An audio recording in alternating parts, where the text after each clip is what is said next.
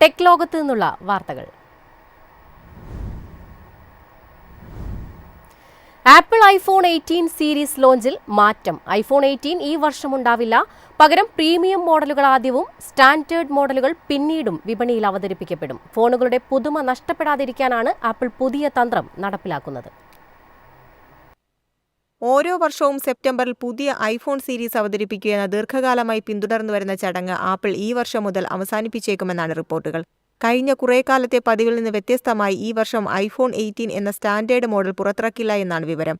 IPhone പുറത്തിറക്കുന്ന സമയക്രമത്തിൽ അടിമുടി മാറ്റത്തിനാണ് company ഒരുങ്ങുന്നത്. മാക് റൂമേഴ്സ് റിപ്പോർട്ട് അനുസരിച്ച് ഐഫോൺ 18 ഈ വർഷം പുറത്തിറങ്ങിയേക്കില്ല. പകരം 2027 തുടക്കത്തിലാവും അത് പുറത്തിറക്കുക. അതുകൊണ്ട് തന്നെ ഒരു വർഷത്തിലേറെ കാലം ഐഫോൺ 17 വിപണിയിൽ പുതുമയോടെ നിലനിൽക്കാൻ കഴിയും. എല്ലാ ഫോണുകളും ഒന്നിച്ച് അവതരിപ്പിക്കുന്നതിന് പകരം വ്യത്യസ്ത മാസങ്ങളിലായി അവ ഇറക്കാനാണ് കമ്പനിയുടെ നീക്കമെന്നാണ് വിവരം. ഈ രീതി അനുസരിച്ച് പ്രീമിയം മോഡലുകൾ ആദ്യം അവതരിപ്പിക്കുകയും വില കുറഞ്ഞ ഐഫോൺ മോഡലുകൾ പിന്നീട് അവതരിപ്പിക്കുകയും ചെയ്യും. ഇക്കാരണത്താലാണ് ഐഫോൺ 18 വൈകുമെന്ന് പറയുന്നത്. 2026 പക്ഷേ iPhone 18 pro, iPhone 18 pro max ഫോണുകൾ എത്തും. ഒപ്പം ആപ്പിളിന്റെ ആദ്യ ഫോൾഡബിൾ ഐഫോണും എത്തുമെന്നാണ് റിപ്പോർട്ടുകൾ.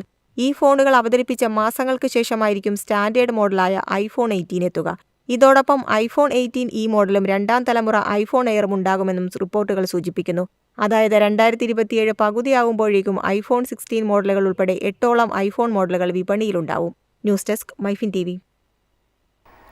ഇന്ത്യൻ വിപണിയിൽ വർഷങ്ങളായി ആധിപത്യം പുലർത്തിയ ഇന്നോവ ക്രിസ്റ്റയുടെ നിർമ്മാണം അവസാനിപ്പിക്കാൻ ടൊയോട്ട പദ്ധതിയിടുന്നതായി റിപ്പോർട്ടുകൾ.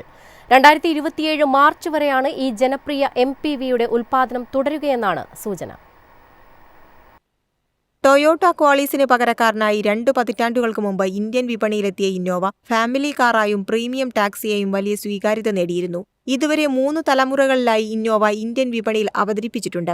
ആദ്യ തലമുറ ഇന്നോവ, പിന്നീടെത്തിയ ഇന്നോവ ക്രിസ്റ്റ, ഇപ്പോൾ ഹൈബ്രിഡ് സാങ്കേതിക വിദ്യയോടെ വരുന്ന ഇന്നോവ ഹൈക്രോസ് എന്നിവയാണ് നിലവിലെ മോഡലുകൾ.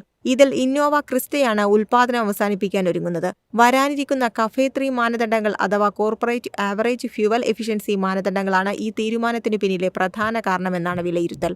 പുതിയ ചട്ടങ്ങൾ പ്രകാരം വാഹന നിർമ്മാതാക്കൾ അവരുടെ മുഴുവൻ വാഹന ശ്രേണിയിലും കാർബൺ ഡൈ ഓക്സൈഡ് ഉദ്വമനം കർശനമായി നിയന്ത്രിക്കേണ്ടതുണ്ട്. Heavy body, diesel engine, ladder frame ഘടന എന്നിവയുള്ള ഇന്നോവ ക്രിസ്റ്റ ഈ മാനദണ്ഡങ്ങൾ പാലിക്കാൻ ടൊയോട്ടയ്ക്ക് വെല്ലുവിളിയാകുമെന്നാണ് റിപ്പോർട്ടുകൾ. ഇതോടൊപ്പം ടൊയോട്ട ക്രമേണ ഡീസൽ വാഹനങ്ങളിൽ നിന്ന് പെട്രോൾ, ഹൈബ്രിഡ് സാങ്കേതിക വിദ്യകളിലേക്ക് ശ്രദ്ധ മാറ്റുകയാണ്. ഈ തന്ത്രത്തിന്റെ ഭാഗമായാണ് പെട്രോൾ എഞ്ചിനും സ്വയം ചാർജ് ചെയ്യുന്ന ഹൈബ്രിഡ് സിസ്റ്റവും ഉൾക്കൊള്ളുന്ന ഇന്നോവ ഹൈക്രോസ് വിപണിയിലെത്തിച്ചത്. കഫേ 3 മാനദണ്ഡങ്ങൾ പ്രകാരം മികച്ച സൂപ്പർ ക്രെഡിറ്റ് നേടാൻ ഹൈബ്രിഡ് വാഹനങ്ങൾ സഹായകമാകുമെന്നാണ് കമ്പനിയുടെ വിലയിരുത്തൽ. ഈ സാഹചര്യത്തിലാണ് ഇന്നോവ ക്രിസ്റ്റയുടെ നിർമ്മാണം ഘട്ടം ഘട്ടമായി അവസാനിപ്പിക്കാൻ ടൊയോട്ട തീരുമാനിച്ചിരിക്കുന്നതെന്ന് റിപ്പോർട്ടുകൾ സൂചിപ്പിക്കുന്നു. ദീർഘകാലമായി ഇന്ത്യൻ നിരത്തുകളിൽ വിശ്വാസ്യതയുടെ പ്രതീകമായി മാറിയ ഒരു MPVക്ക് ഇതോടെ വിരാമം കുറിക്കാനൊരുങ്ങുകയാണ്. News desk Myfin TV. Compact flagship ഫോണിന്റെ പാതയിലേക്ക് ഓപ്പോയും എത്തുന്നു. ഓപ്പോ ഫൈൻഡ് X9 സീരീസിൽ പുതിയ മോഡൽ അവതരിപ്പിക്കുന്നു.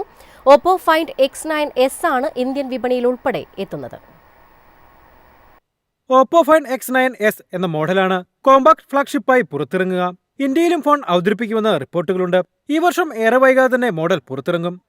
ഫൈൻഡ് X9 സീരീസിൽ 2 മോഡലുകളാണ് ഇതുവരെ ഇറങ്ങിയത്.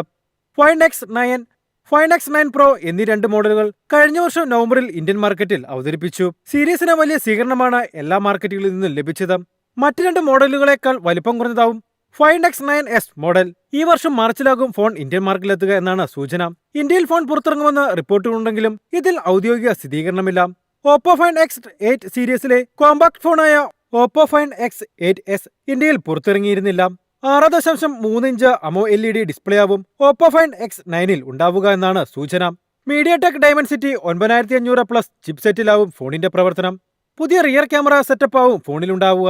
200 മെഗാപിക്സലിന്റെ പ്രൈമറി ക്യാമറയും 200 മെഗാപിക്സലിന്റെ പെരിസ്കോപ്പ് ടെലിഫോട്ടോ ക്യാമറയും 50 മെഗാപിക്സലിന്റെ അൾട്രാവൈഡ് ക്യാമറയാവും പിൻഭാഗത്തുണ്ടാകുക. 7000 mAh ബാറ്ററിയും ഫോണിലുണ്ടാകും. ഡിസ്പ്ലേ പരിഗണിക്കുമ്പോൾ മികച്ച ബാറ്ററി കപ്പാസിറ്റിയാണ് ഫോണിന്റേത്. വയർലെസ് ചാർജിംഗ് ഉൾപ്പെടെയുള്ള മറ്റ് ഫീച്ചറുകളും ഫോണിലുണ്ടാകും. News desk Myfin TV.